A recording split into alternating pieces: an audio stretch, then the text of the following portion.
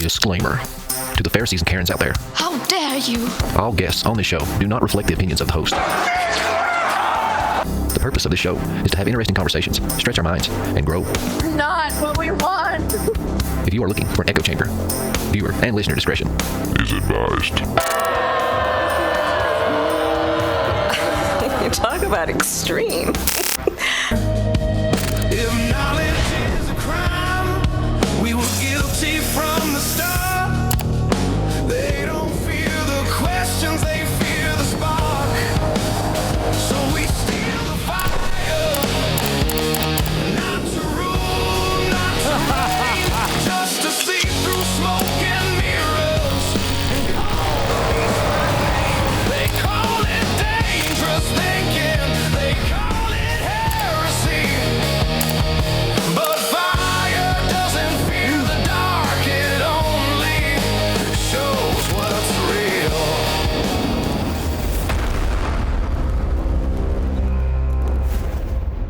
Welcome to a Knoxville Podcast. I'm Rob Howard, Knoxville Rob, the Howard and Hutchin Howard real estate. But Knoxville Rob on all of my contact information, all my socials and all that. And today we're welcoming Justin Brown. His nickname's Doc Brown, and you'll see why, because he's one of the smartest, most intelligent, well-spoken, but accessible fellas that you're ever going to hear, especially on my podcast. But I've known him for a couple of years now, it feels like, maybe longer than that. And we met at a Blurry Creatures conference where it was called BlurryCon, and he just, I don't know, we struck it off. We set out and became some good buddies, and he just blows me away every time that I listen to his Prometheus Lens podcast, talking to a ton of interesting people about a ton of interesting things. So, Justin, welcome to the podcast, and tell us a little bit about yourself. Well, Rob, man, I appreciate you having me. And yeah, man, it's a fascinating ride, but I will try my best to live up to that excellent introduction that you gave me. You were too kind, but I'm just a knuckle dragging factory worker, man. That's what I tell people in all my little introductions, because it's true. I grew up in the hills of East Tennessee my entire life. My wife's calling me. Hold on just a second. I'm sorry. Oh, you need to take it? I do. Sorry. Hello? Hey. I am. This is Justin. Say hello. Oh, hey, I'm sorry. Hello. I was just seeing if you needed me to order anything to take to Thanksgiving. I'll call you as soon as we're done. Okay, bye. Thanks. Bye. Pepperoni pizza. I even had this on silent. She's got the breakthrough. Sorry. We can definitely cut that out. Oh well. But okay, yeah. Go ahead. I'll just start back from the top, I guess. Okay. Yeah, Justin, tell us a little bit about yourself. No, Rob, I appreciate you having me, brother, man. I really... Go ahead. Oh, sorry, we got a lag, don't we? No, go ahead. Okay. But no, Rob, I appreciate you having me, brother, and I'll try my best to live up to that flattering introduction that you give me, man. I'm just a knuckle-dragging factory worker, man. I've worked in the factories all my life, born and raised in the hills of East Tennessee. Actually kind of stumbled into this realm by reading Michael Heiser, Unseen Realm, and people like Derek and Sharon Gilbert and Trey Smith, and grew up in church my whole life, man, and thought I knew the Bible really well. Was a C-plus average guy, as Phil Robinson likes to say.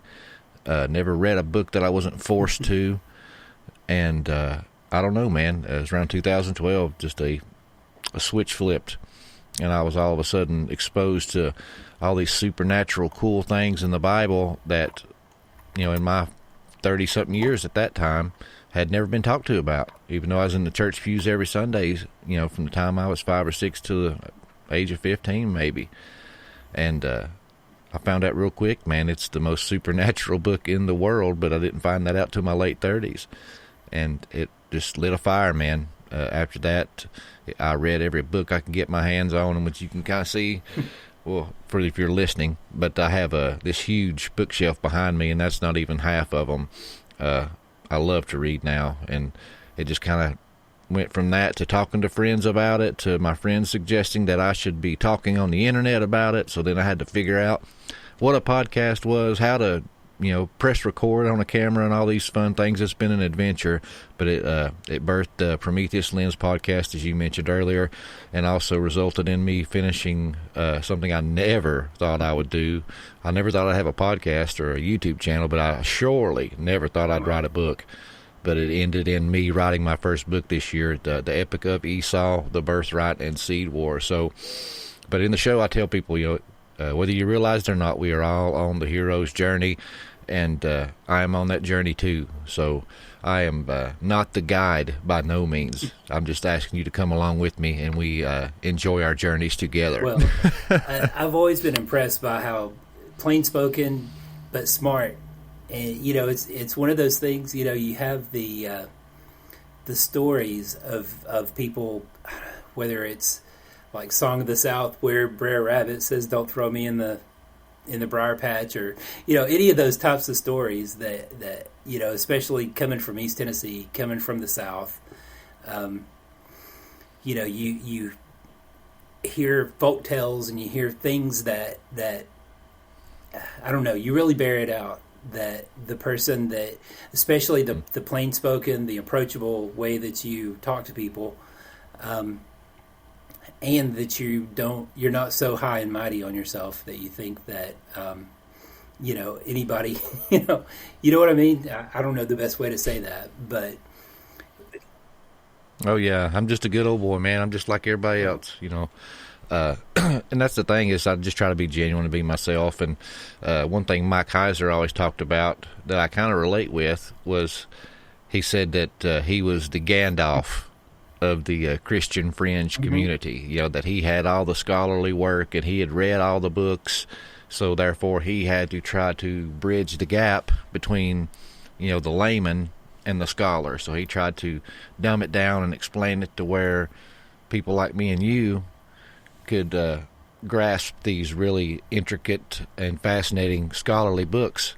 And that's kind of what I try to do. So I'll read these things and try to get a good understanding of it, and I just talk to you in good old boy language and in ways that you can understand. That's the hopes anyway. Well, that was one of the questions, one of the start-off questions that I had about Epic of Esau, and I have read it a couple of times. Whenever you came out with the Audible, I snatched that up, but I also had bought it as a Kindle, when you first introduced it. So I've listened to it a couple of times. It's awesome. I think one of my questions, at least starting out, had to do with our shared background, East Tennessee, Appalachian folktales, the grand scheme of probably coming back from Scotland or in England. Sometimes our propensity to tell a story and to tell it, make it big, a good story sometimes overpowers the not necessarily the truth, because I think there's a ton of truth in your book. But I was curious how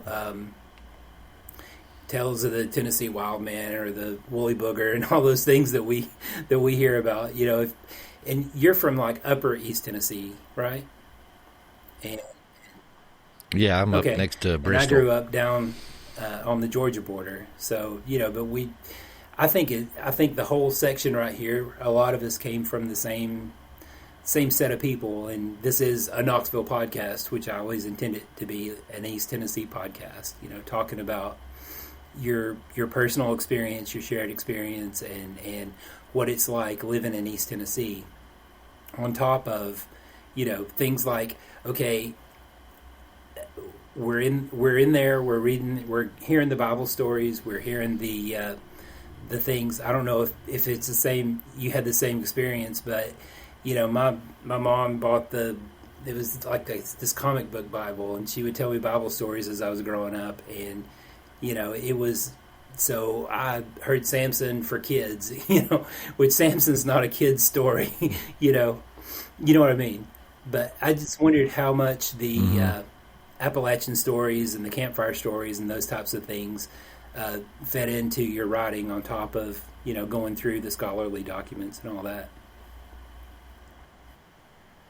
Yeah, honestly, and I tell people, it's wild how I just got dropped into this topic because I was never what you would call a Bigfoot enthusiast. I kind of had a 30,000-foot view of, what it was and the Patterson-Gimlin film and some of the stories. I had a good general overview of what it was. Had a couple T-shirts and bumper stickers, that sort of thing, and heard some of the stories and people's tales around the campfire as a kid. But I've had many friends that were enthusiasts. So for me to jump in and write this kind of book, it was somebody that never swam before jumping into the deep end. And for those that's not familiar, just like a quick synopsis, is the book is basically my theory that the man known as Esau in the Bible, how he's described, is what we would call today a Bigfoot, or what the ancients may have called a feral giant. That said that he was covered in hair from head to toe, like a hairy cloak, and he was so hairy, his mother had to slaughter a goat and wrap her younger son in this goat's fur to fool their blind father. So he was literally, that hairy. But like I'd said, pre-roll, heard those stories in church and heard the campfire stories and never made those connections whatsoever. And then it's just one day, it hit me different. I was talking with my friends about Bigfoot, and Genesis 25:25 popped into my head, man. And shortly after that, I had, I had Gary Wayne on the show, and we were talking about the Epic of Gilgamesh. And then there was another one of these hairy guys, covered in hair from head to toe, a mighty hunter. It almost like mirror imaged the biblical character and of it's Esau. Funny because I always thought of Gilgamesh lined up with Noah a little bit more than Esau. So carry on. Sorry. Yeah, Enkidu, he was this hairy dude, and he fights with Gilgamesh, and a lot of historians align Gilgamesh with Nimrod, and so I was like, well, that's pretty interesting, but it was like the next week maybe. It's funny how these little breadcrumb trails led me down this way, but then I found the book of Jasher, and this is an extra biblical book that is referenced in Chronicles and First Kings. It talks about the battle where the sun stood still, for the Israelites. Joshua. And it says, is this not recorded in the book of Yashar? So it's referencing this book of Jasher. But in there, these two mighty men, Nimrod and Esau, have like a Highlander battle to the death. And it says that Esau kills King Nimrod. And he's on the run, and that's why when he comes home and trades that bowl of soup that we all are familiar with from the biblical stories, it says he came in from the field exhausted. That's why he was exhausted. He just fought the king giant Nimrod and two of his other Gibborim, and so that's why he was so desperate, and that's why he made that comment. What use is a birthright to me when I'm dead? Take it. So, like I said, was never a Bigfoot enthusiast, but just all these little things that I kept finding kept pointing back to those old stories and tales. What do you think? One thing in all the Bible stories that one thing that's kind of jumped out at me most recently is, the second son theory. It just seems like so many times if you really believe that, basically the whole Bible story from Adam to Jesus is, basically Jesus' family story. It was just interesting to me how, Jesus was the firstborn of Mary because she was a virgin, but so many of the stories, the lineage, it's like this guy was supposed to be, but God found him not to be whatever the character or he didn't worship correctly, or he did, there was some reason why, Jacob and Esau are not the first story that, I don't think, no, I guess Adam's kids were the first story where the firstborn was not chosen as the lineage, which, each story in the Bible is part of the almost a choose your own adventure story, where it's not necessarily the person that when the story begins, he's not necessarily the main character. You know what I mean? And so, what do you think about the second son history? I know. Yeah, see, I think that was one of the most fascinating things that I had found when I was studying and writing the book, was all these micro and macro narratives. And I say in the book, I'm not saying that these stories are not historically true, but I think that there's a whole other layer to it. And if we do believe this was divine, inspired by the Holy Spirit, it would make perfect sense to have all these other meaningful layers woven in that connect like dots all the way through Scripture. And I think it's the story of the two sons is basically the overall big picture narrative over the Bible, because time and time again you have these two brothers or these two twins, these two lineages, and they are at war, at enmity with one another, just like Genesis 3:15 says. And without fail, as you had mentioned, God favors the younger every single time, and it's against the cultural earthly norms, because the eldest is supposed to get the birthright and to be the next in line to rule the house. So it even goes against what the earthly fleshly rules are, and you see it over and over again. And there's always consequences. You see it with Cain and Abel. There's always consequences where Yes. there's a Nimrod, Yeah. where it's somebody who is he was the son of, I forgot, this story better than I, but he was the youngest, like, baby son, right? Yeah. You have Cush. And the consequences of that, and the consequences of Esau's enmity with Jacob, throughout the story. But yeah, you had Cain and Abel, Esau and Jacob. I'm trying to think, Perez and his other brother, I can't remember. And it had the color red associated with it too, because Perez had that red scarlet ribbon tied on him when he came out, kind of mimicking and mirroring Esau. David was the youngest. God favored him. You just see that over and over again, and I think it's the overall story of the family of God.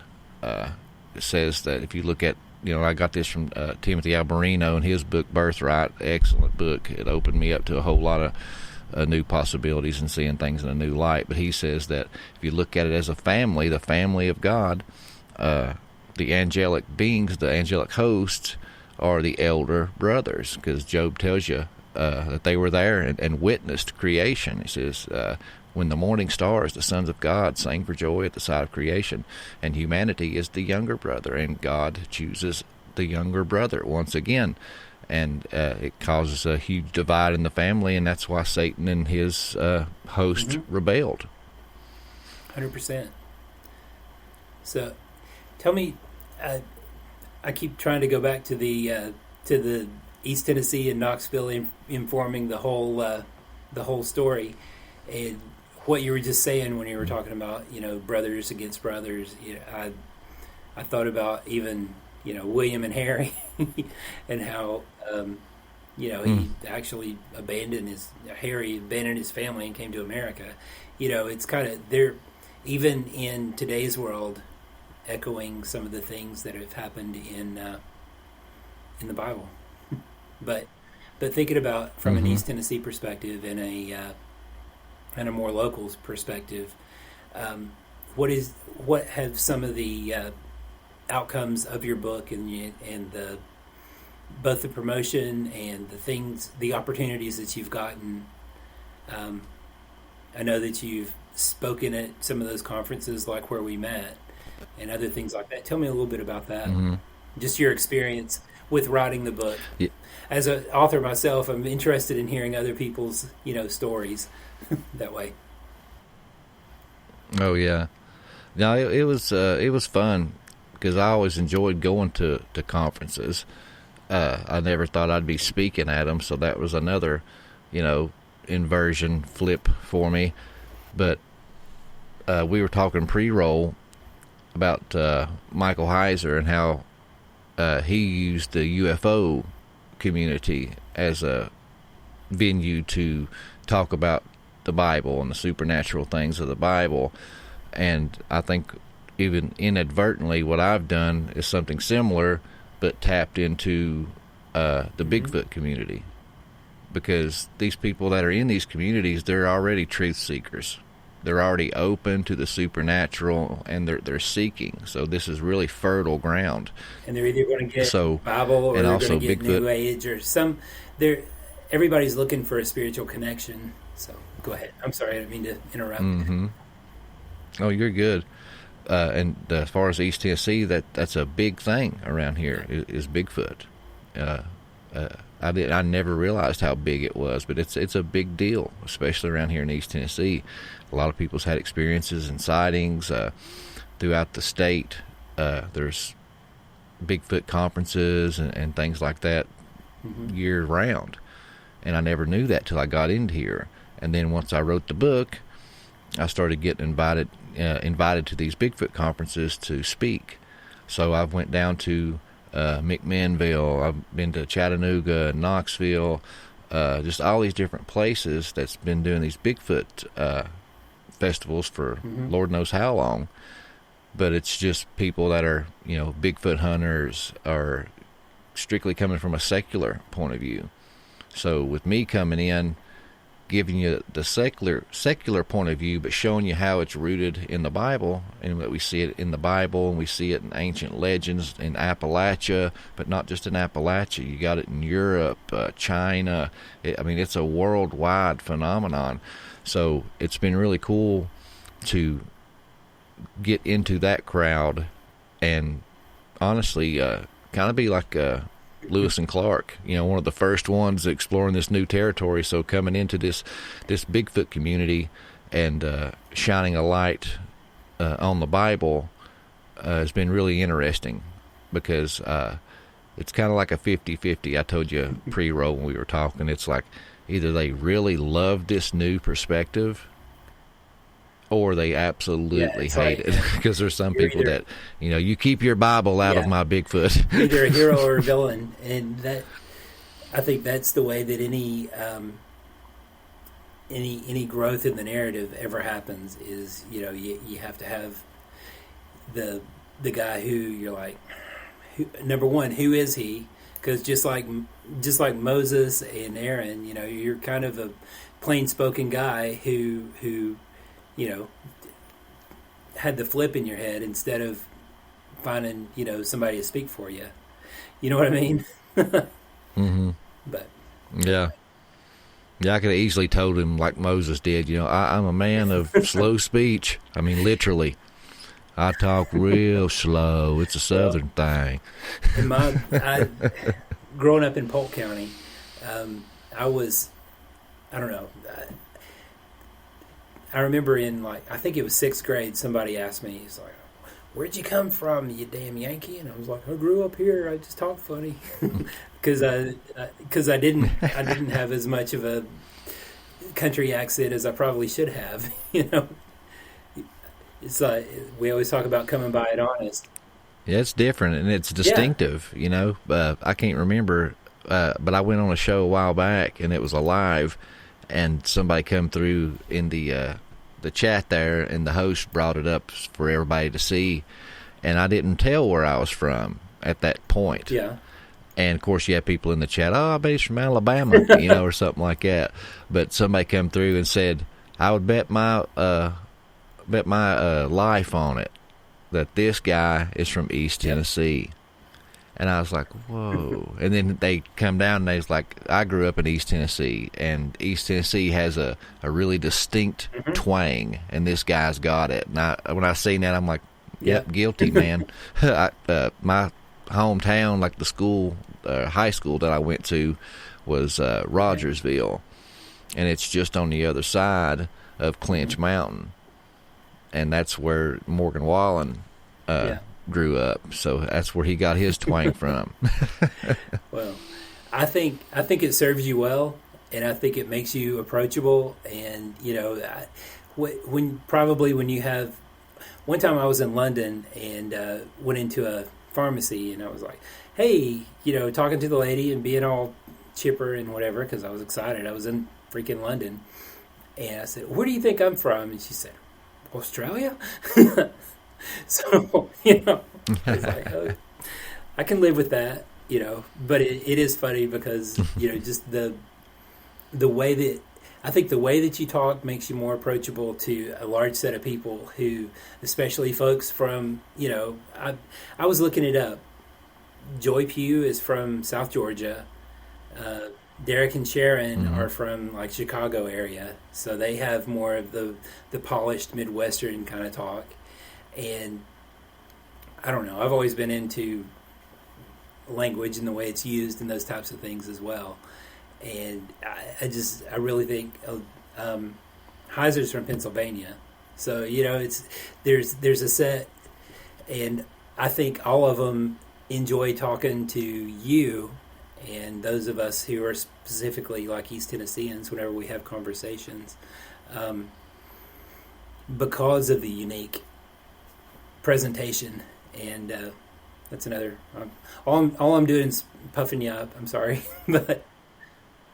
Oh no, that's why I said I try my best to live up to that flattering introduction that you give me, because I don't see myself as this intelligent guy. I just see myself as a curious guy that likes to read and connect dots and ask questions. I think it's wonderful when anybody, whenever you do your introduction, you say, I work, whatever, I work in a factory. Well, that means that if you're working in a factory, you have time to sit, or not sit and think about stuff, but you have time to, whatever you're doing, you either get caught up in the drama that's going on at the shop, or you sit and cogitate on things that are going on, in your mind. And I think that's kind of a unique opportunity.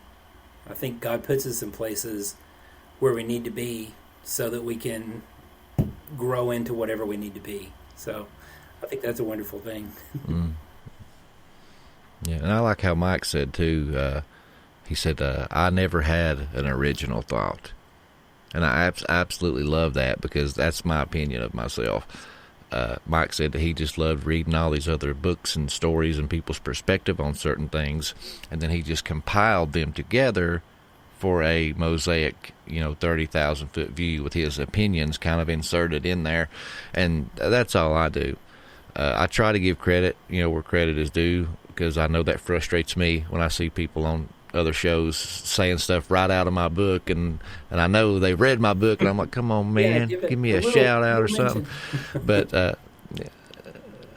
but so I try to do that with all the people that I've read, because if I see any farther whatsoever, it's because I stand on the shoulder of giants like Derek and Sharon Gilbert, L.A. Marzulli, Zimmerman, just all these guys, Mike Heiser, and that's what I do. This book that I wrote, man, I just read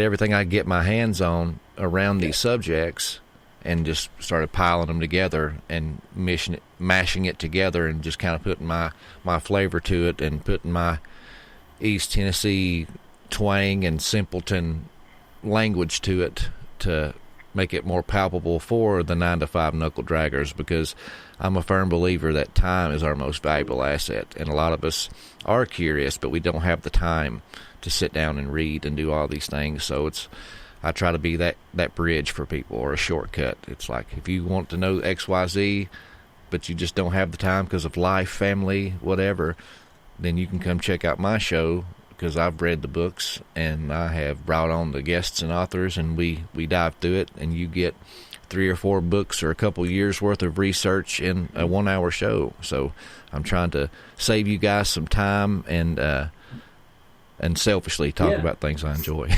Well, one thing, number one, thank you for introducing me to Gary Wayne, because I mean, that guy is just. I always think that he's running off in rabbit trails, but then he's like, everything that he says that is outlandish, he has, 15 different historical documentation for, different sources based on. Yeah. Yeah. He's thorough. I was listening to him the other day. It was right after you had interviewed him. He was on Taylor Welch's show. Are you familiar with Taylor?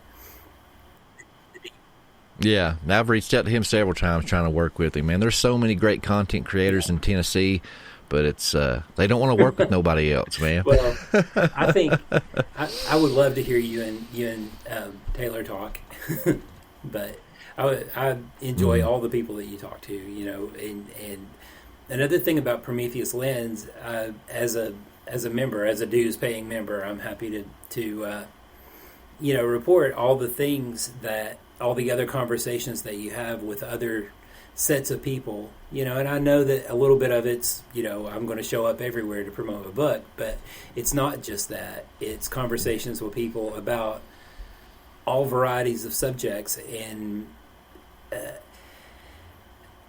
things in the fringe community, things in the Christian fringe community, conspiracy, all the places you show up, if you get into doing just one thing and you repeat and you have the same guests all the time, it seems like, I don't know, things get a little dry, things get a little less, I don't know. After a while, if I know that you're talking about the same subject over and over and over, where I really appreciate Prometheus Lens, that, that lens is not so focused that it gets boring. So there's another kudo. Yeah. No, I appreciate it. I know you enjoy it. But yeah.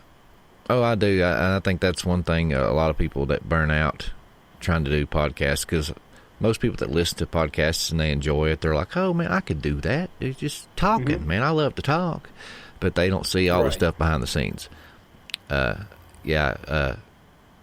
It's one of those things that everybody and their brother has a podcast because it's so accessible now. So it's like you're coming into this ballroom with millions of people, and how are you going to stand out? How are you going to get people to look your way? So it's kind of like you have to peacock. The peacock spreads out its feathers and their bright colors to try to get everybody's attention to look at you, and to do that in this sphere, you got to have good gear. And a good camera costs you $3,000 to $5,000. A good Shure microphone costs you $500 or $600. All your subscriptions, like for your music rights and your B-roll clips on YouTube that are all pretty, that tell the story visually for you. All of these things, people don't realize it, but that costs money. So, yeah, you got to come in and pay all this stuff to be relevant and to reach people. And a lot of people just come in and they're like, naive. Oh, I can get here and just talk, and they end up fading out because all the work, the editing, and the money, and everything else. So it definitely has to be a labor of love, or you're going to burn out. That's kind of the gift of a Knoxville podcast for me, because I've been in real estate. I've been in real estate since 2003. I started a Knoxville podcast. I'd gotten divorced and I was kind of depressed and was, going out and listening to music and that kind of stuff, and created it in 2007 when it was really easy to get on iTunes and get on stuff. But it's always been a thing that I like to do, and I love the opportunity to talk to interesting people, and, And you had Kane on, man. How many people can say that? That's awesome. But, it's a joy, even when I don't have the, like you were talking about, the tools that everybody, I make this for me, and I make it for my friends, and I like to share. I never intend to monetize it. I don't a lot of the things that I love about your podcast, and a lot of things that I love about, ones that are more serious, and it are things that I would never do, just because, or I might do at some point, but it would be like wanting to go out and promote my books, which my books are novels, and they don't have Christian theme. They don't have really a theme aside from real estate murder mystery, And so I think that, the 50 or 100 people that'll ever hear this, will all of a sudden learn about Justin a little bit, and learn about, another aspect, because you're a unique person. You do a lot of things that, East Tennesseans just don't do. And you're not a Nashville guy. Nashville people seem to be completely thinking about the technology and thinking about shoving out content, even when they don't have anything to say.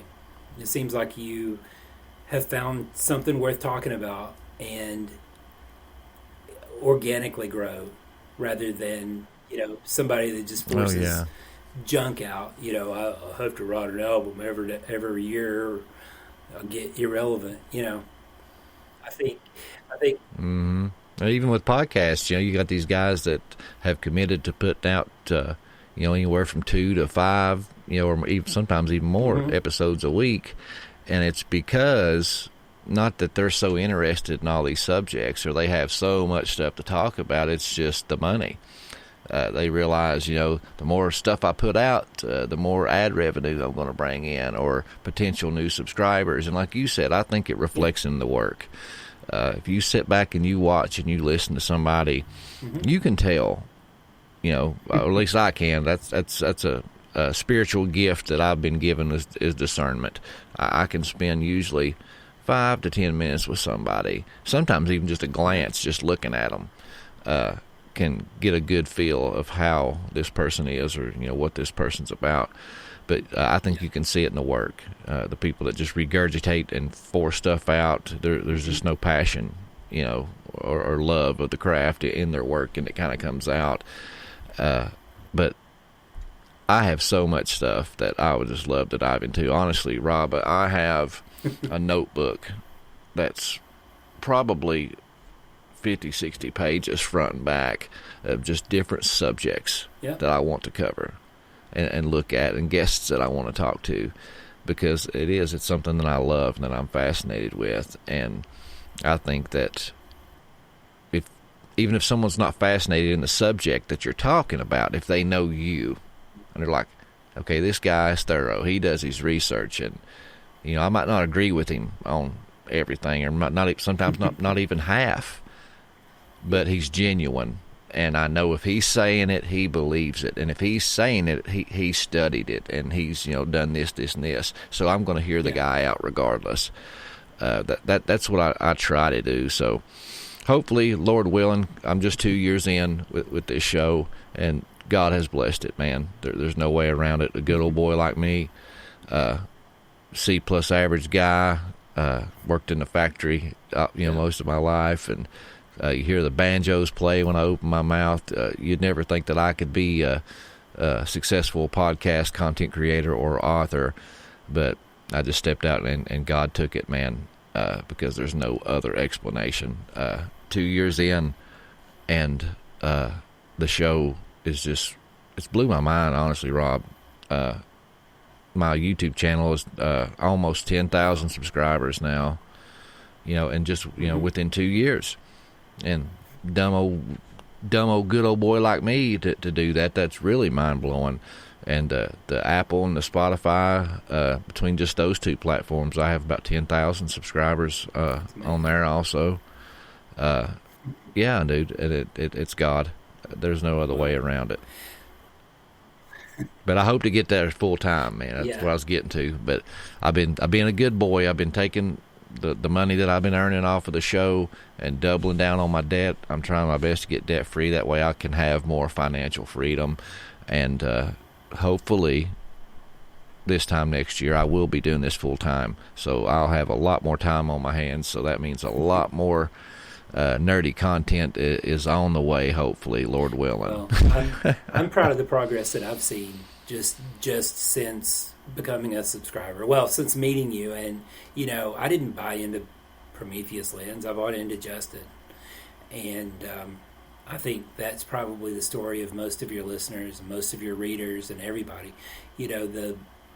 A guy who's going to put as much effort into some of these things. And effort's one thing, but consistent. Those are the secrets of success. That if I didn't consistently talk to people about real estate, I wouldn't have been to the point where, happily, I'm at the point where I work with my friends and friends of friends, and I don't do cold calling. I don't do all the things that a lot of people think that you have to do as a beginning realtor. The consistency, man, that's the key in almost anything. I'll go out on a limb and say that is consistency, because a lot of people lack consistency, and they use it kind of like the gym. People want to go to the gym and get fit, and they'll go and they'll earnestly work hard and work out for 2 to 4 weeks, and when they don't get steroid jacked and looking like a Greek god, they get frustrated and they quit. And it's one of those things. It's like nothing worth having comes easy. So you gotta put your head down and keep pushing forward, and it'll come. Good old boy from East Tennessee. I got a lot of good old boy logic, and I say that a lot on the show. This is good old country boy logic for you. And heard all the stories from my dad, my papa. But one of the things they really pounded into my head was work ethic and consistency. My old man told me, nobody owes you anything.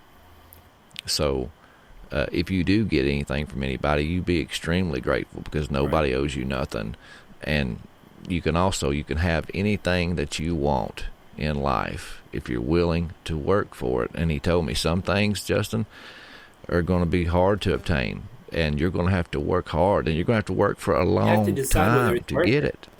But you can get it. Some things that the world tells you is worth it isn't.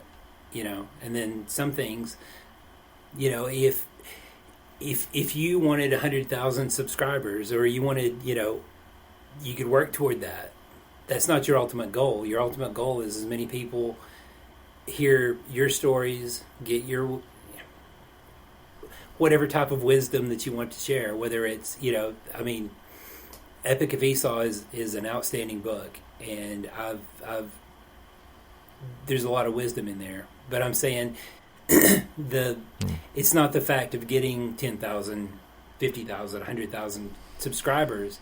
I know that that's the pathway to success, but if you consistently do what you're doing and you stay passionate about it, then, you're going to get whatever you want, just like you said. Yeah, that stuff's like a side effect, or, a result of the fruit, I guess you could say. But it's about the exchanging of ideas, learning as much as I can, and trying to bring those other people along with me and increase their theology on things, because that's one thing that I thought in the very beginning, that the Bible Belt, East Tennessee, our good old Southern Baptist, type Christian people, that's the majority of the population in our area. Great people, man, good-hearted people. They work hard. They take care of their family. Most of them will give you the shirt off their back if you were cold or wet or needed it. And their faith is strong, but that's all they have. And that is something that's lacking. And Jesus even said, my people suffer from a lack of knowledge. And blind faith is great, but I was always brought up to just believe. And you grow up in church, you hear these stories over and over and over again, and you full-heartedly believe them. But what happens when these kids that go this route and they go to college, and they get this atheist professor that just wants to tear them apart, or meet somebody online that, attacks the faith and throws this, and this out. Those people are ill-equipped to defend their faith because all they have is blind faith. Yeah, blind faith is great, but you are ill-prepared. You're going into a war empty-handed. And you best believe those other people are armed to the teeth. So I try to use this show to explain people it doesn't have to be blind faith. It is something you can see, taste, feel, and touch. And, it tells you that the word is a sword. It's a double-edged sword. So you need that. Yeah. That way you can defend your faith, and also you can effectively witness to other people and bring them into the body of Christ, because there's so much evidence, historically, archaeology, all these things that I believe that not only would it be beneficial to these people's faith and witnessing, but at the same time it would just invigorate them and light a fire under them like it did me, because finding all these things that I was taught to believe that were just faith, now I can see, there's historical evidence here in this document, and there's this archaeological find here. I can show you the Great Flood really happened. It's not a fairy tale, because it's throughout the world. You find seashells on the top of Mount Everest, whale bones in the middle of the Sahara Desert, just all these evidences to show you this is tangible. This is not blind faith, and it excites me. It brings me closer to God, and I know it will others. Well, that's the thing. Blind faith works. There's this much that you really have to have to have a relationship with Jesus. And the person, the 98-year-old grandmother that's at my dad's church, she's just as much a Christian as I am. But whenever I start talking to people, she doesn't talk to the people that are going to challenge, like the folks that I talk to, the folks that you talk to. And every disciple that walked out to walked into Spain or walked into wherever, they had to. It was more than just believe in Jesus. They had the stories, they had the stuff to back it up. It isn't as handy to us with the information age, where everything's kind of thrown at us with huge force. All the information, all the stuff. But I think it's amazing that if you are focused on apologetics and proving that this portion and that portion, as deep as you want to dig, you're going to get the same information, and if it deepens your belief in love in Jesus, then great. And if it challenges you, then you still have to rely on the faith that Miss Ressie, over at the Southern Baptist Church, that has to really be in your heart for all this other stuff to not get distracted by distractions sometimes. You know what I mean? Oh yeah, and I tell people I love church, and I love my upbringing. In the hills of East Tennessee, good old Southern Baptist preaching. It's hellfire, brimstone, salvation, and good moral teachings. Kind of like I told you, we were talking pre-roll. Sometimes it's not enough, and if you're a deep thinker, then there's depth there. And if you're there's so much there, and Christ is the foundation stone, guys. I tell people, because I get some people, good, well-meaning Christians, that give me a hard time in the comment section on Spotify or YouTube or social media when I post a video talking about the Nephilim giants, from Genesis 6. I get a handful of people that no matter what I post, but I just use that as an example, but they'll be like, "You're wasting your time. This is a distraction. You need to be preaching the gospel and salvation, and Jesus is what you need to be focusing on." And I tell those people, it's like that avenues already well covered with all the churches. You know, like I said, I love the churches, but it's like you have this big Bible, but there's this one section. It's the most important section, don't get me wrong, folks, but you have this one section of it, maybe 3 to 4 chapters, metaphorically speaking here, about salvation. And that is, coming to Christ, believing in the cross and the resurrection, John 3:16, love, forgiveness, all those things that's around Jesus. Yes, that is the most important. That is the foundation stone. But it's like around here, because I can only speak to my experiences, East Tennessee, but that's as far as these churches go. And it's like once they read those 4 chapters, they flip back and they start over again. Or they might dive into some other stuff, but it's for good moral teachings and nothing more. So I tell those people, it's like if you're a Christian, you already have that firm foundation. Now I'm trying to take you further. As Scripture says, you're to wean yourself off the milk and grow some teeth and learn how to eat meat. So I'm trying to take 40, anywhere from 20 to 40 to 60-year-old Christians that still have metaphorically speaking, still have a bib around their neck and a bottle in their mouth. So I try to go through with some of these topics and smack that bottle out of their mouth, and try to get them out of that, 3 or 4 chapters that they've just been circulating in for their entire life, So, yeah, all the things I talk about are fascinating, but the foundation is Christ. And then once you have that, you need to continue forward on your journey. And I think a lot of people just get stagnant, and that's what realizing I that try it's to one do story, anyway. Realizing that, Adam was however many greats. I mean, I haven't read the numbers or whatever in a while, but it's all generation after generation going straight to, this is the story of Jesus, but the story of Joseph is the story of Jesus. The story of Samson is the story of Jesus. The story of Rahab the harlot is the story of Jesus. And everything points to him. So,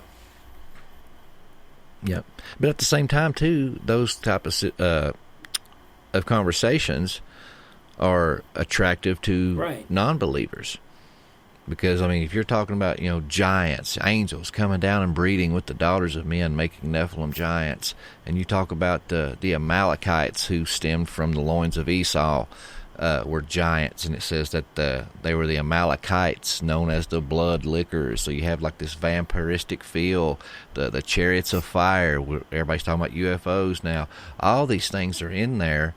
So by talking about these things, you're bringing in even non-believers, and then when you have their attention, you can sprinkle the gospel and the truth and just kind of nudge people or point them in the right direction to get them to accept it and make that choice and decision on their own, because that's the only way that people are going to accept something or take anything, is if they believe it's their own idea or their own decision. So a lot of those people, when you're just talking about the Bible and Scripture and quoting Scripture and hellfire, brimstone, kind of our upbringing, it's a turnoff to those people. So you might have the best message in the world, which we do. But if the people are turning you off within the first 3 to 5 seconds, you're never going to win.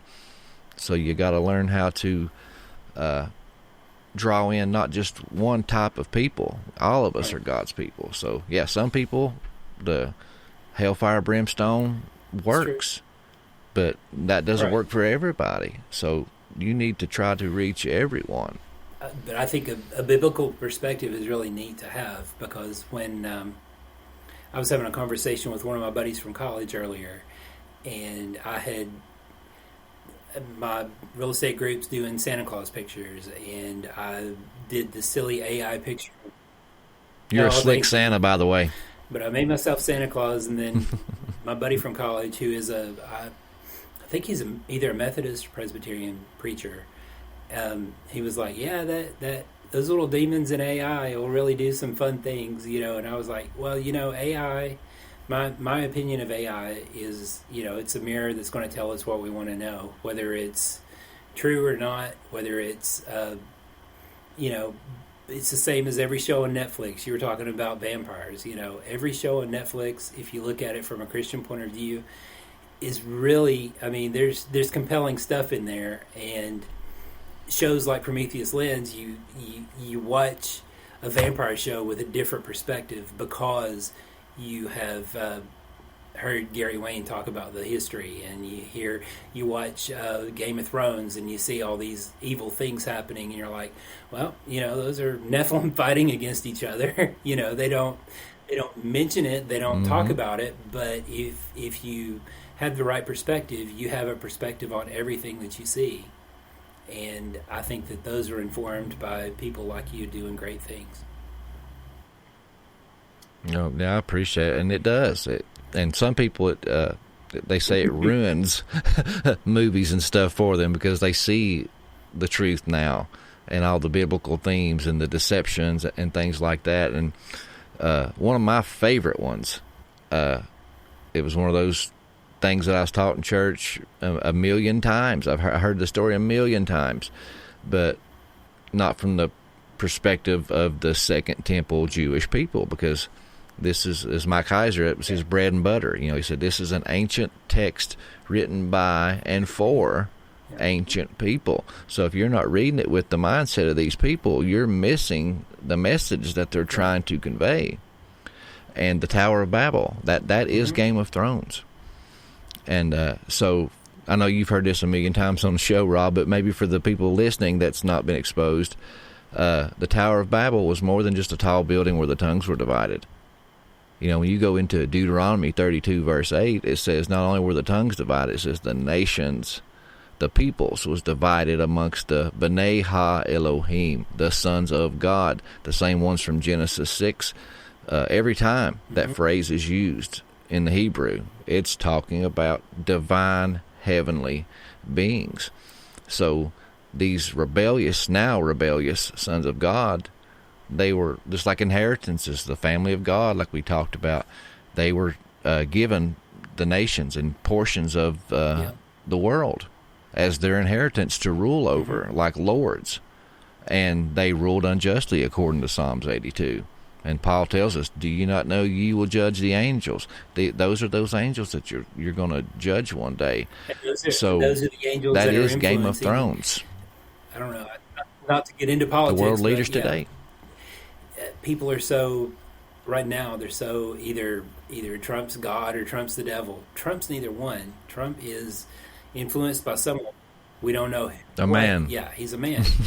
But, King Charles is a man, and Vladimir Putin's a man, and all these people who are set above nations are influenced by the princes of those areas, whether for good or ill. They're either influenced by that, or they're influenced by God, or they're influenced by both of them, and you can see that internal struggle whenever you watch the news. It's funny to know that the news is basically, if you look at it from our point of view, everything reads right back to the Bible. Yeah. So nothing new under the and sun. it's a biblical really theme too that you can see. Yeah, you can see it repeated over and over again if you got that right perspective, because that Deuteronomy 32 worldview, the Game of Thrones, you see it all throughout the Bible, but you just have to have that lens. Naaman, he goes to be healed of his leprosy, and he's healed, and he's so excited. He says, I went to every faith healer, every God, to try to be healed, and none of them healed me, but your God, Yahweh, healed me. And so he requests 2 mule loads of dirt. Well, why did he want 2 mule loads of dirt? Why was that so important? Because that was Yahweh's portion. And he thought that Yahweh was constricted to this land because that was his portion, according to Deuteronomy 32. So he wanted to take a piece back with him and lay out where he could worship and pray to this God, because he was taking a piece of his space back with him. And you see it again, Daniel 10. Yeah, in Daniel 10, all those angels showing up where Daniel's trying to pray, and one finally shows up like 21 days later, and he's like, we heard your prayer from the first day, Daniel, but I've been trying to get to you. And the prince of Persia withstood me 21 days, and your angel, Michael, came and relieved me so I could get to you and deliver this message. But I must return because the Prince of Persia is on his way. So, I mean, that's that spiritual battle, Game of Thrones, the same wars that we're in having your right now Bible. in the Middle East. I mean, Persia is Iraq. Am I right? And, or Iran. I'm not 100% on those, but that area. And, all those princes are still in power until Jesus comes back. And I don't know. I know that you have another thing coming up, so I guess we ought to wrap up. But I really, really appreciate your time. I appreciate you having me, Rob, and I appreciate your friendship, brother. You're a good dude. I love you to death. You've been nothing but good to me and inspired me and motivated me, and I want you to know, man, Well, I appreciate you. One of my things is handwritten notes, and I think I tried to send you, I don't know if you got it, but I tried to send you this. I tried to make it a little cryptic and a little like, what the heck is this? But it was like the first time on your podcast that you announced like what your mailing address was. And I was like, I'm going to send him a note. But I appreciate you and all you do, and I appreciate you going and putting this type of time in with. I mean, I know one reason that I love doing podcasts when I do podcasts, and they're not nearly consistent like yours, but is getting to talk with people who are really interesting, that I want to have an extended conversation, not over like just getting to grab a lunch with somebody, but getting to have an in-depth, chat. And so I thank you for giving me your hour and your friendship, and I value it very much. Yeah. Hey, guys, be on the lookout. Me and Rob's been talking about doing like a conference or a get-together here in the near future. Pond. So. And yeah. I don't know. This is an aside, but I saw on Facebook this week that there was a Bigfoot spotted about 20 minutes from Howard's Pond. So I've never seen one down there. I've seen lots of deer and turkeys and foxes, and I had one when I was sitting out in the dark there one day and heard this weird hissing sound over to my left, and then it just took off and trotted across the field in front of the tiny house. And I was scared to death until I started looking it up, and it was like I spooked a deer, and they make that weird sound. But I don't know. Have you ever had any crazy interactive? Have you seen anything like a Bigfoot type thing, or encountered anything like that? No, I haven't, but I'm actually working on a little documentary. About a year ago, me and a bunch of other content creators got together and we camped out in the Smoky Mountains. And we have a friend, his name's Harley Owens. He's another East Tennessee boy, but he is a Bigfoot researcher. And he has this spot that's kind of like his little hidden spot that he gets all kinds of activity on. And he's got some wild pictures. He's got pictures of, looks like a Bigfoot, like peering around a tree, like watching him. He's got several pictures, man, that are really convincing. And so he took us out there camping for the weekend, and I filmed the entire thing. So I'm trying to piece it together. But I didn't see anything, but I heard a lot of stuff. Had rocks thrown at us and had some, like, crazy hollers coming at us that I'd never heard. And I grew up in the woods my whole life and been hunter, most of my adult life. I've never heard anything like that. Found big, Bigfoot impressions, some of them like 20-something inches long, huge footprints. But we had two friends. We were setting up bait traps and sitting around trying to, catch something on film or whatever. But one of the guys had thermal. Harley and Riley, those two guys said they seen 2 heat signatures by our bait trap that were 7 to 8 foot tall. Wow. And they were over there freaking out, passing those heat signature goggles back together. But by the time they got circled back around, whatever was there was gone because they couldn't dial down their excitement. Look, there's two of them. Yeah, scared them off. And Scott Carpenter, who was from like right down just a little bit south, like in between my hometown and Knoxville, he ran into a bunch of that. He found a space that's now specifically protected federal land or whatever. You can't get over there, but he had a ton of interest. I don't know if you've ever heard of him or if you're familiar with him, but, and he recently passed away. This research area of Harley's is one of his old ones because he became friends with Scott's son, and Scott's son told him about this spot, and so Harley's kind of took it over. But but Travis, which that's Scott's son, even told Harley that this was one of the few spots that spooked Scott, and that he never came back to. Wow. So it was a high activity spot for sure. I know, just out both of our windows, there's a lot of things that we aren't familiar with and that we don't know about, and but going back to the Epic of Esau, it's probably mentioned in the Bible if we actually looked at it. But, yeah, it's there. Well, thank you so much for your time, and thanks for being on a Knoxville podcast, and hopefully we'll get to spend some more time together soon. And thank you very much. You want to wrap up a little promo for all your stuff and all that, and we'll wrap up.